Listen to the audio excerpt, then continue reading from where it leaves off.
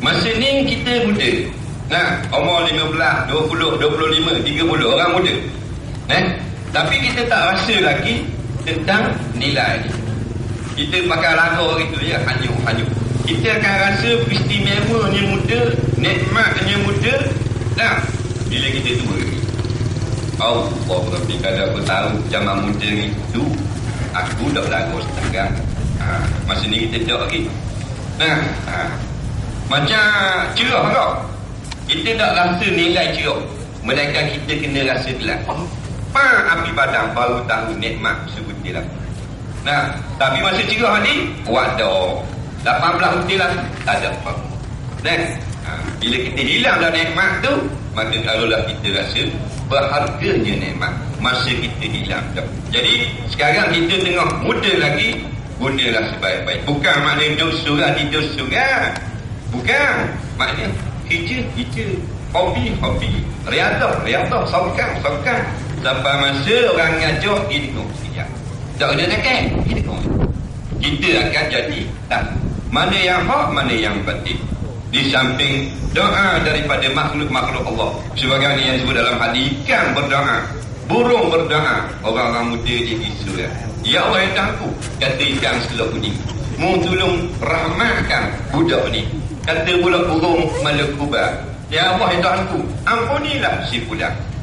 Dengar malakubah dia tak ampun, burung ceceh, kata juga, ya Allah ampunilah si fulan. Si fulan tu siapa? Kita. Kalau kita duduk berulang alik ke masjid, pergi dengar orang ngajar, dia tak bawa kitab pun, dia duduk. Nampak?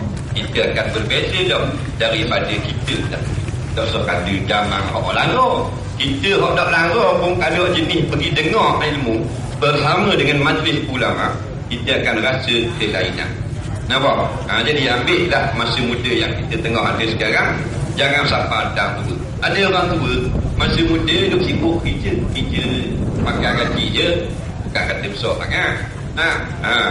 Tapi dia sibuk dengan kerja pejabat. Bila penceng tua dah, baru nak mari mengaji tak duit. Dah orang penceng, orang macam mana orang tua, umur 60, penceng 55, sambung kontrak 5 tahun, 60 baru nak mari betul terok 9 tahun, kira tahun lebih. Doktor semua dah tua. Ada orang sampai juga kau nak balik pula apa, tinggal gigi bersu. Faham? Dah tua baru nak belajar. Masa muda benda lain. Jadi kalau contoh, kalau kita nak belajar Quran masa muda ni, nak sebut bila dah boleh, hebat boleh. Nampak? Dah kita tua kau nak pergi malah kena jam 3 titik, panas kepala. Masa budak-budak dulu dengar buruk tidur dengan baju renang duduk tengah padang. Faham tak? Nak terlepas dalam hijau.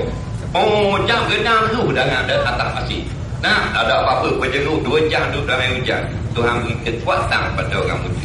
Ni minta jalan daripada kereta masuk nama. Ni 3 titik main itu. Pasal apa? Pasal tua. Bukan kita dah. Tarik azman tuan rumah.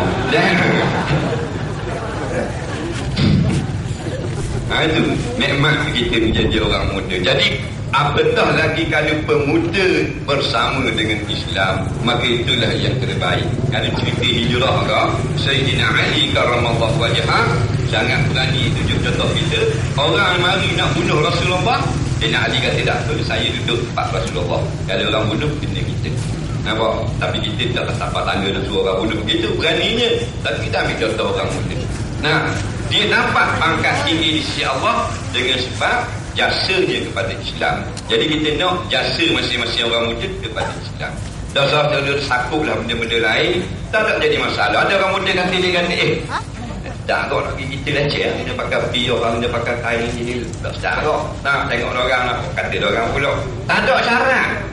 Nak pergi dengar orang ngajar, tak syarat pakai kain plekat. Kata syarat sah hadir kuliah, kain plekat. Kena pakai serban. Tak payah libah 502. Pakai baju, tak ada masalah. Baju western ke, baju t-shirt ke, mari mari, tak ada masalah. Dan ni tak apa ni, topi sudu buang dia pulang kocek. Tak ada masalah. Pasal dia kata ingat ada peraturan-peraturan yang tertentu. Tak ada. Mari hadir. Kalau di Kuantan, kita buat kuliah di masjid negeri. Johor tu dia ada